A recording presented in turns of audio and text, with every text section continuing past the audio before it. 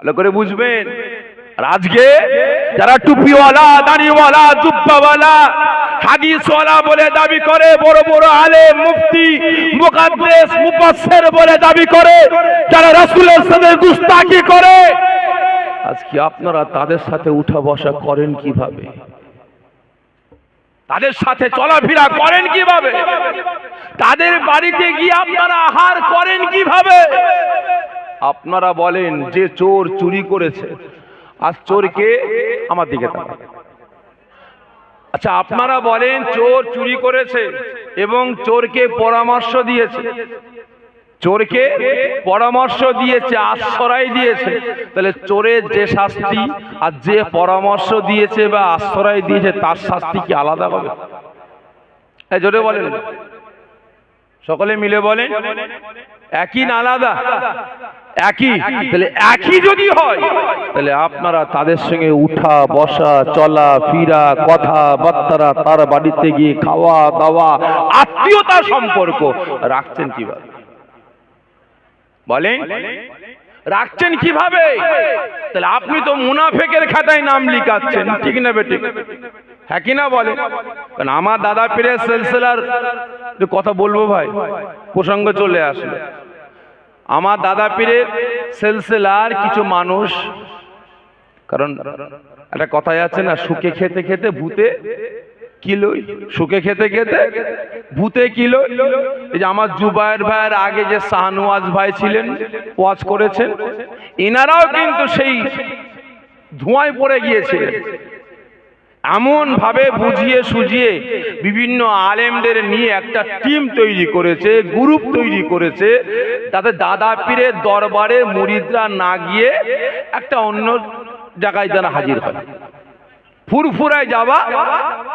দাদা পীরের ভক্তদের কমাতে হবে, কমিয়ে আমি এদের নেতা হব, আমরা কয়েকজন সরদার হব, আর এদেরকে নিয়ে আমরা চলাফেরা করব। ভালো করে বুঝবে। এরকম যখন একটা ভাব তার আমার চাচাজানরা, পীর আল্লামা সাইফুদ্দিন সিদ্দিকী হুজুর, পীর আল্লামা কুতুবউদ্দিন সিদ্দিকী হুজুর, পীর আল্লামা কালিমুল্লাহ সিদ্দিকী হুজুর, পীর আল্লামা আব্দুল্লাহিল মারুফ সিদ্দিকী হুজুর, আমার মুরব্বী চাঁদান হুজুর কেবলারা, মুরব্বীগণেরা যখন একটা আভাস পেলেন, তাদেরকে সতর্ক করলেন। একবার, দুবার, তিনবার সতর্ক করলেন, তাদেরকে ফুরফুরায় ডাকলেন, মিটিং হলো, আলোচনা হলো।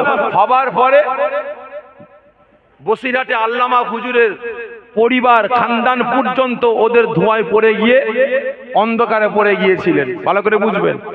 তখন ওনারা বুঝতে পেরে ওনারা আল্লামা হুজুরের খানদান, নাতি পুতরা সবাই সরে আসলো, ফুরফুরার পক্ষে সই করলো। কয়েকজন করেন, ভালো করে বুঝবেন, কয়েকজন করেনি। এরা আবার কিছু আলেমদের নিয়ে এখন একটা গ্রুপ তৈরি করেছে।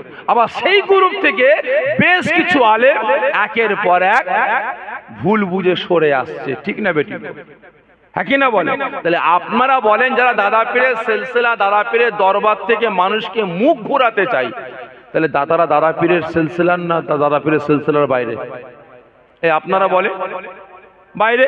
তাহলে দাদা পীরের সিলসিলার মুনাফিক, নাম দাদা হুজুর রেখেছে, ভেতরটা দাদা হুজুর নেই, ঠিক না বেটি? আমরা আমিরুল শরিয়াত কাকে চিনি? সকলে মিলে বলে, আমিরুল শরিয়াত দাদা হুজুরকে চিনি, ঠিক না বেটি? কিন্তু এখন যদি কেউ নতুন করে আমিরুল শরিয়াত হয়, আপনারা মানবেন? এই জোরে বলবেন, মানবেন? তাহলে মানবেন না? যদি আমি ইনাকে বলি ইনি আমিরুল শরিয়াত, আপনারা মানবেন? মানবেন না। তাহলে এবারে আপনারা বলেন, যদি একটা গ্রুপ দাদা পীরের সিলসিলার দুশ্মনী করে বেড়াচ্ছে, আর আমি দাদা পীরের সিলসিলার আলেম, আমি দাদা পীরের সিলসিলার খাদেম, আমি দাদা পীরের আওলাদ হয়ে তাদের সঙ্গে জলসা করছি, ইনাদের সঙ্গে জলসা করছি, তাহলে আমার পরিচয়টা কি দাঁড়ালো? এই সকলে মিলে বলেন, আমি কোন খাতায় নামটা লিখালাম? জোরে বলেন, মুনাফিক। খারাপ মনে নেবেন না ভাই, ভালো করে বুঝবেন। আজকে এ মুনাফিক আজকে আমার আপনার চরম দুশ্মন হয়ে দাঁড়াচ্ছে, ঠিক না বেঠিক? ভালো করে বুঝবেন। আজকে আপনারাও এই মুনাফিকদের খাতায় নাম লিখাচ্ছেন। অবশ্যই নূপুর শর্মার বিরুদ্ধে প্রতিবাদ করার দরকার আছে। অবশ্যই মুম্বাই সেই মহারাজের বিরুদ্ধে প্রতিবাদ করার দরকার আছে।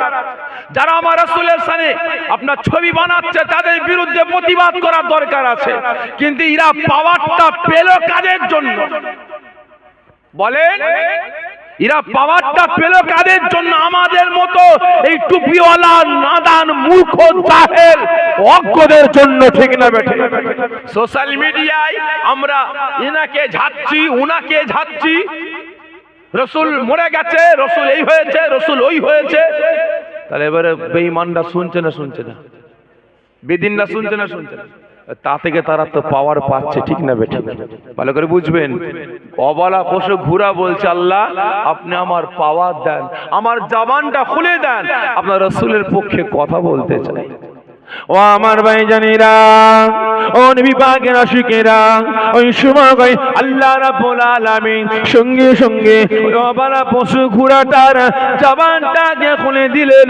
সঙ্গে সঙ্গে চোখের পানিটা ছেড়ে দিয়ে ওই ঘোড়াটা ঘাড়ে বেঁকিয়ে বেঁকিয়ে আওয়াজ দিয়ে বলেছিল, এ আবু জেহেল মার মার মার, আমি ঘোড়া মরে যাব, আমি ঘোড়া শেষ হয়ে যাব, তবুও এই জায়গা থেকে আমি চুল পরিমাণে এগোতে পারবো না।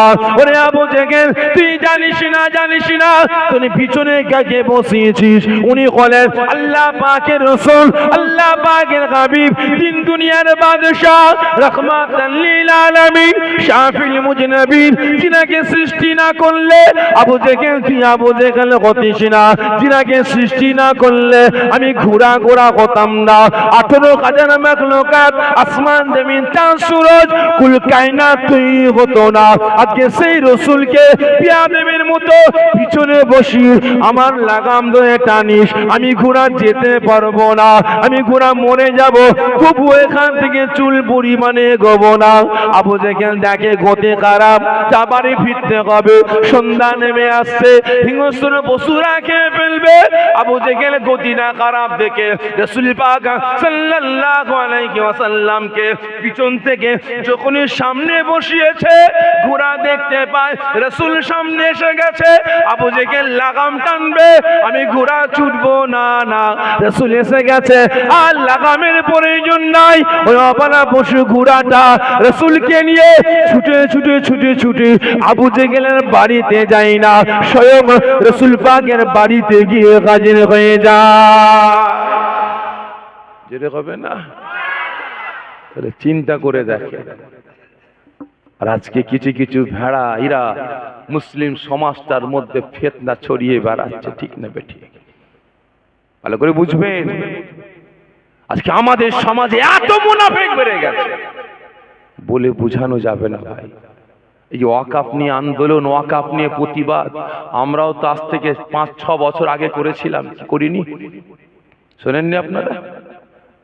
আমরা ওয়াকফ নিয়ে যখন এনআরসি শুরু হয়েছিল মনে আছে আপনাদের? এনআরসির শুরুতে আমরা ওয়াকফ নিয়ে এনআরসির বিরুদ্ধে, এনপিআর এর বিরুদ্ধে আমরা প্রতিবাদ করেছিলাম, মাদ্রাসা রক্ষার জন্য প্রতিবাদ করেছিলাম। বাস্তব কথা বলছি, আমি আমার কথা বলছি।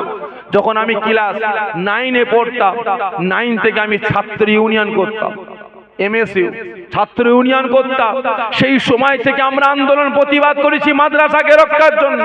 সেই সময় থেকে আমরা ওয়াকফকে বাঁচাবার জন্য আন্দোলন প্রতিবাদ করেছি। আমরা আওয়াজ তুলেছিলাম ওয়াকফ সম্পত্তি আমাদের হাতে ফিরিয়ে দাও। কারণ বাস্তব কথা বলছি, ওয়াকফ সম্পত্তি মুসলিম সমাজের এতটা আছে, আমাদের এত সম্পত্তি আছে ওয়াকফ সম্পত্তি।